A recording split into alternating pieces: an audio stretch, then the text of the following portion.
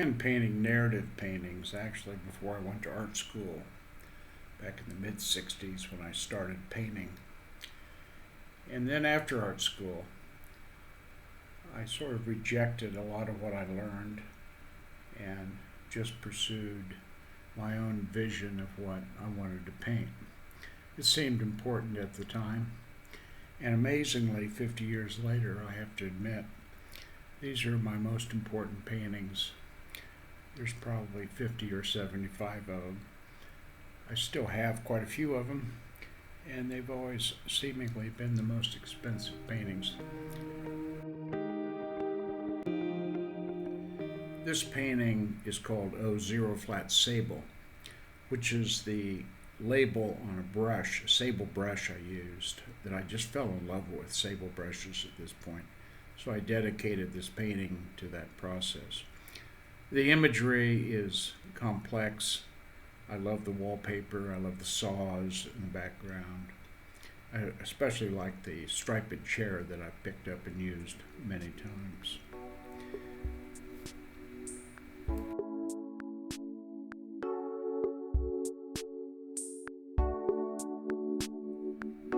Here are these doors that I frequently paint. They were left over from an apartment I lived at in college. That's me in the cowboy hat. I bought a Tom Mix Stetson hat one time. And then the woman dancing out of my life is April May, and the name of the painting is April May. And there are these judges, these shaman over on the other side. And there's my famous striped chair that I bought for I think $5 at an antique sale one time. I always loved this painting. It was a lot of work, but I still care for it a great deal.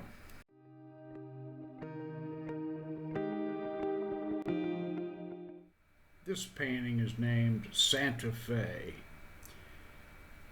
I used to love going to Santa Fe, lived down there for years, but that's me in the cowboy hat. The guy playing the piano next to the stairs is a professor of mine who was a very tall Japanese guy, and he was kind of full of himself. So I made him short, and he was playing the same old tune once again. The guy over there in the green turban, or green cassock with the dark blue hat is Ron Brown. He's got an airplane in his hand. He was in the airplane business for a while. Then over on the left side is the king of art, and he's walking out. And the two guys below him there are people that are panning for gold. And then behind him are a couple more shaman, judges of the whole event. Then up on the upper part is April May again, being windswept because the trumpeter is blowing a loud tune. The trumpeter is my mother, of all things, the person who taught me a great deal about art and got me going in this direction.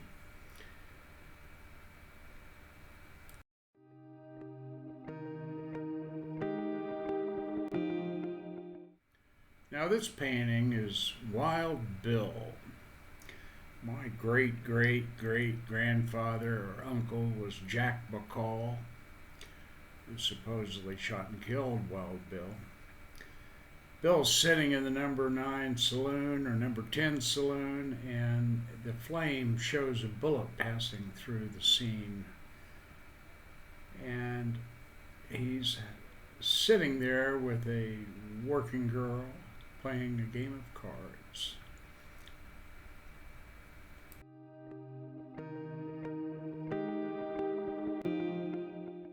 This small painting is called Uncle Jack, and it relates to the previous painting, my great great uncle, great great great grandfather, who shot and killed Wild Bill Hickok. He's playing cards with his trollop. As you notice, the flame is dancing to the left as a bullet races through the scene.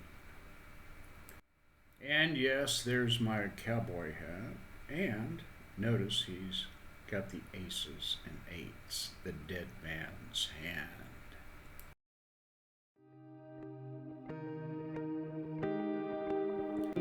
This painting is called The Hat Makes the Man.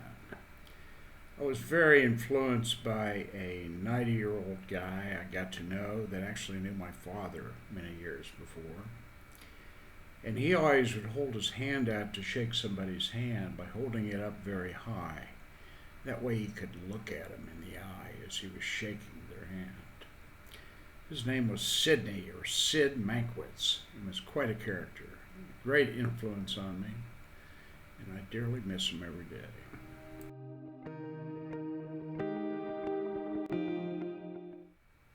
This painting is titled Finding My Way. That's me in the cowboy hat, and the guy over on the left holding the square is an old friend of mine who was always very linear. And then over on the right side is a guy in a white tux who's holding a fish because he's sleeping with the fishes. He's a friend of mine that was murdered, of all things. And then the guy on the floor is an attorney that I knew who was married to my sister-in-law, and he sort of fell down and fizzled out. Then up the stairs, there's my April May character holding her batons. She was a majorette in high school. And again, the horned creature with the flame off to the left above my cowboy hat is my mother once again. And then the bird flying in the sky is my father, because I think he was reincarnated as a crow. I've seen many crows in my life that seem like they're trying to say something to me. My father died in 1984, and I dearly miss him. Finding My Way.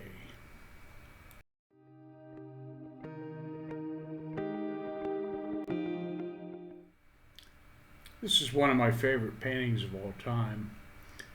It's a figure painting. I always loved this piece. I sold it to a good friend of mine, Martin Hatfield, in Bermuda years ago at a show I had in New York.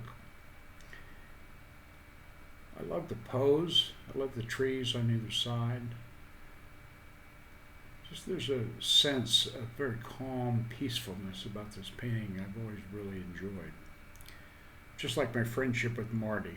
He's a good man and a great artist.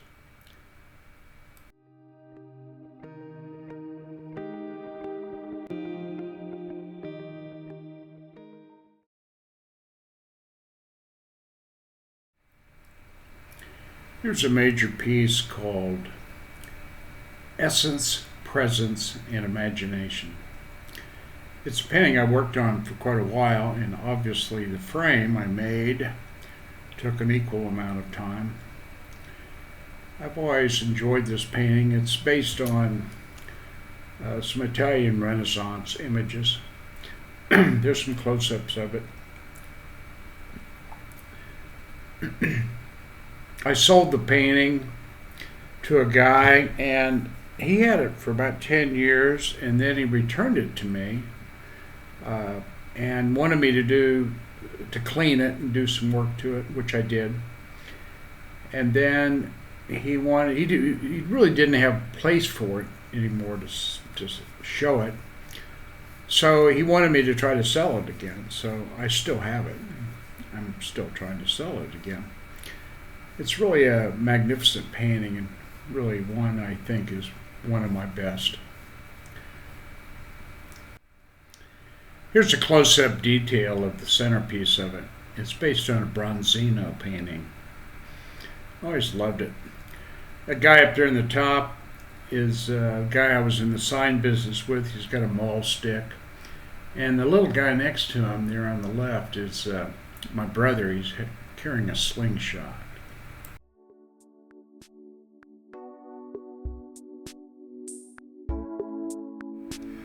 The name of this piece is Lady Luck. I went to New York in 1999 to find a gallery to give me a one-man show, which I thought was going to be impossible. And after 85 galleries and a week of walking around New York City, I finally found a gallery, Atelier International Art Group, who indeed gave me a one-man show at the end of 1999, which was a wonderful event. After I made the agreement with them, I drove back out to my sister's on Long Island. And I looked up, and there was the moon smiling down at me. And I envisioned that I was blessed by Lady Luck. And so I went back to Kansas City and produced this painting in reference to that wonderful event. Lady Luck.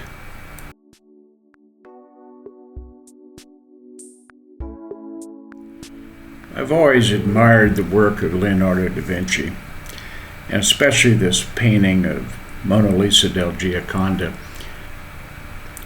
which I've seen in the Louvre and looked at many times in books and pictures. I decided I would do a version of it, play with it, and put it in a scene of New Mexico behind her. And this was a lot of work. I probably worked on this painting for 2 or 3 months. I think it turned out okay. It's not as good as Leonardo's, but I still nonetheless enjoy it very much.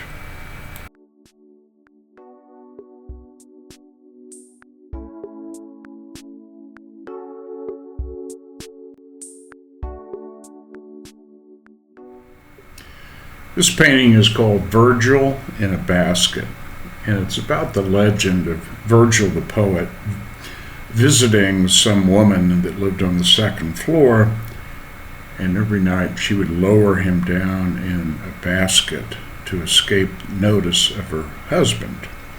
Unfortunately, one night she only lowered him halfway down, and the people in the town saw Virgil, or saw the basket, embarrassingly, and was discovered that he was seeing this wonderful lady.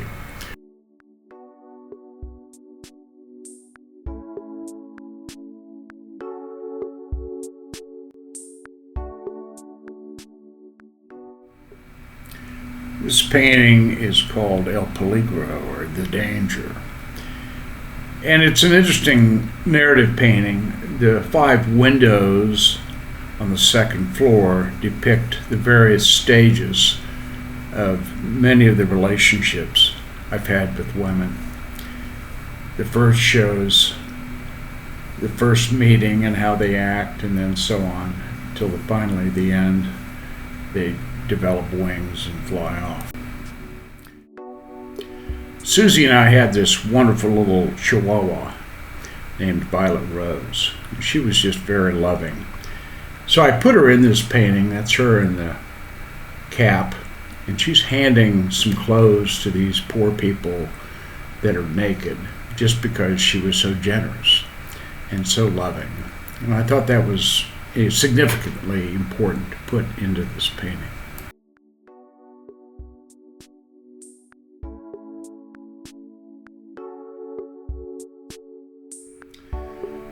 This one is called The Apple Catcher. This is Mother Nature floating through the beauty of New Mexico,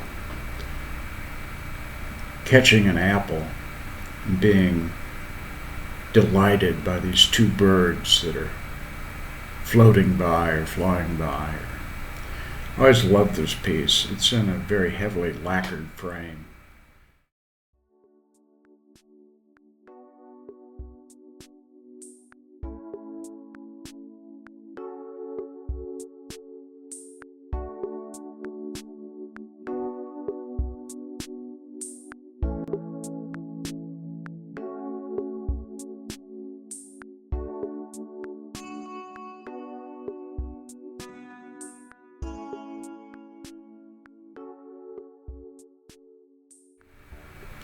This piece is called The Discovery of Imagination, and it relates to the previous painting. It's Mother Nature discovering the incredible beauty of the Southwest, of Utah, Nevada, New Mexico, and Arizona. The cloud behind is like the realm of thought. It's like you have to think about beauty. It overwhelms one. But more importantly, you have to look deep within yourself to really find it. And that's why she has a mirror in her hand as she's floating through the landscape. This is one of my latest paintings. It's called Leda Manera. Leda, or Leda, was a figure that Leonardo da Vinci portrayed with a swan, a classic theme done by many artists in the Renaissance. But here she is, being swept away with the beauty of nature. And this little guy down there in the bottom, this little imp character, is looking at her with dubious and questionable notions. In looking at the little character, I wonder if that isn't my mother Lois.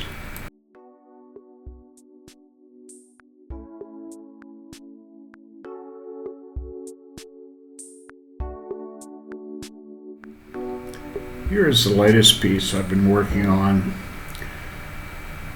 I really don't have a name for it yet. I just call it the couch piece. I'll have a name for it once I think about it some more. The three wolves are originally done by a guy named Tex Avery, who was a cartoonist that did a lot of work. I think he developed Foghorn Leghorn and Droopy the dog and these crazy wolves.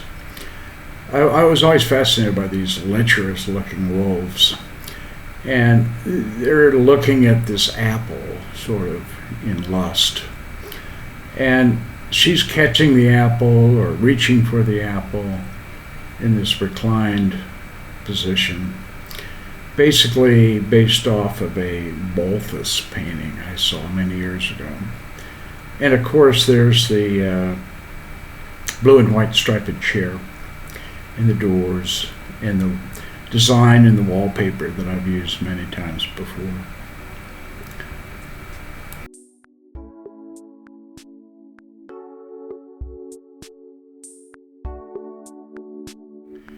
Here's the original sketch for that painting. I drew it out in Corel Draw and then actually spent the time to fill in and play around with the colors and the variations of it. I changed the two panels with the bulls and turned them into wolves. But basically it's the same design and configuration that I did in the final painting.